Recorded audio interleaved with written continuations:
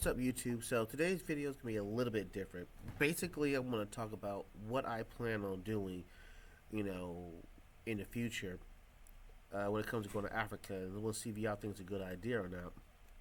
But one idea that I have and I really want to do is basically spend 1 week in every country and hit every 1 week in every country over a course of 1 year. So maybe like a year and a half, or maybe like a year and few days, a few weeks, and like I said, just every single country. Now I know I may not be able to hit all of them, and maybe if I run out of time, maybe I'll just avoid going to Ghana, only because I've already been to Ghana already.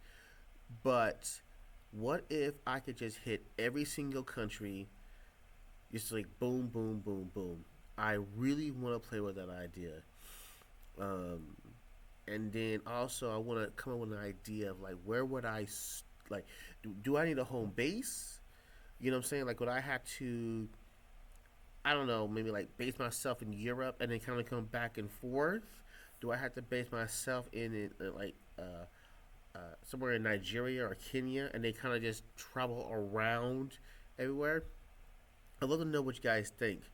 Um, it's basically like this is basically like an advice video of how I could actually game plan this because I'm learning as a Black American there isn't a plan to go to Africa.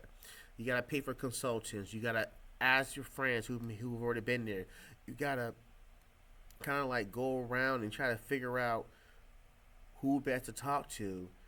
You know, and I'm gonna do those things, but I have a platform now, and I have people who come on this page, even though I'm not monetized yet. People come on this page and they leave great comments, great suggestions.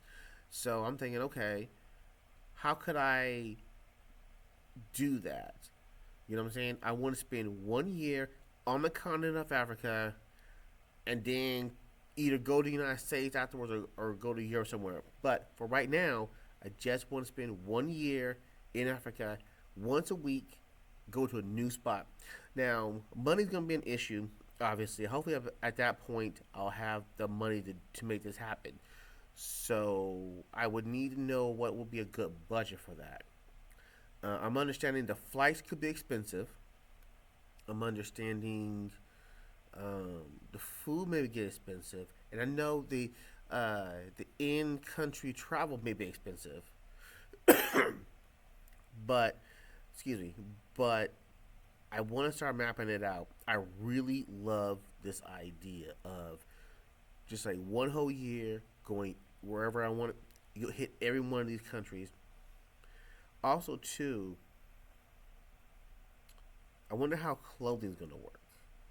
You know, like part of me feels like just bring like four shirts, four pairs of pants, and you know, a couple pairs of shoes. But I feel like that'll last me maybe a week, maybe a couple days, and then I would have to figure out a whole new system. So would I have to take clothing into account and make it part of my budget?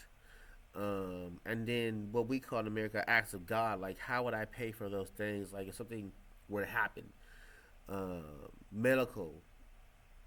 Like, how would I pay for medical in a? Let's just pick a random place. Let's say I'm in Zimbabwe. How would I pay for medical? You know, obviously I'll have to be extraordinarily careful during this trip, but is that possible? Also, another question I got is, could I go to places like the Congo? You know, I know there's a lot going on in the Congo. There's a genocide going on in Congo, and I don't want to make light of that. But are there places I could go to, or should I just leave that alone altogether?